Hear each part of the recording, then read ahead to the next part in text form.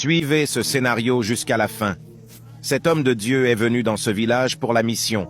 Ce monsieur est venu le voir et lui dit qu'il ne peut venir dans ce village et détruire leurs traditions, qu'il veut les gens croient en son Dieu, que cela ne peut pas être possible, que ce village ne peut pas le contenir, qu'il a essayé de l'attaquer spirituellement mais ça n'a pas marché, mais qu'il ne quittera pas cette communauté vivante, qu'il va le détruire. Ce jeune homme a dérobé quelque part et les policiers l'ont poursuivi, et il est en fuite et court à toute vitesse. Voici les policiers qui l'ont suivi. L'homme est venu voir des criminels pour tuer l'homme de Dieu. C'est inadmissible. Il leur dit de ne pas rater la cible. Il leur décrit le monsieur, qu'il tient toujours une Bible en main.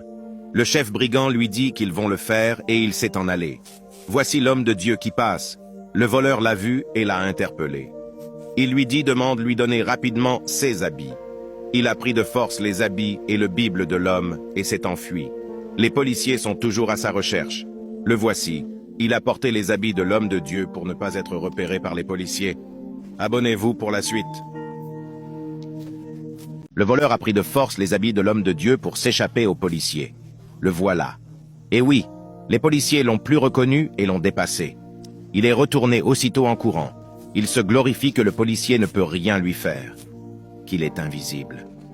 Voici les hommes qui ont été engagés pour tuer le pasteur. Ils l'ont aperçu et ils pensent que c'est le pasteur. Tout ce que Dieu fait est bon. Il a dérobé les habits du pasteur.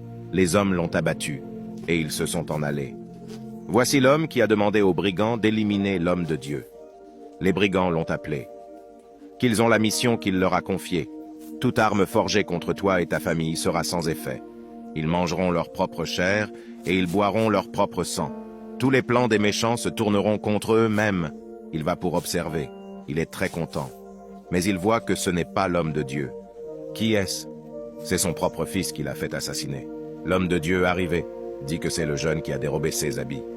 Il n'arrive pas à y croire. Il accuse l'homme de Dieu qui l'a fait tuer son fils. Pourtant, c'est lui le responsable.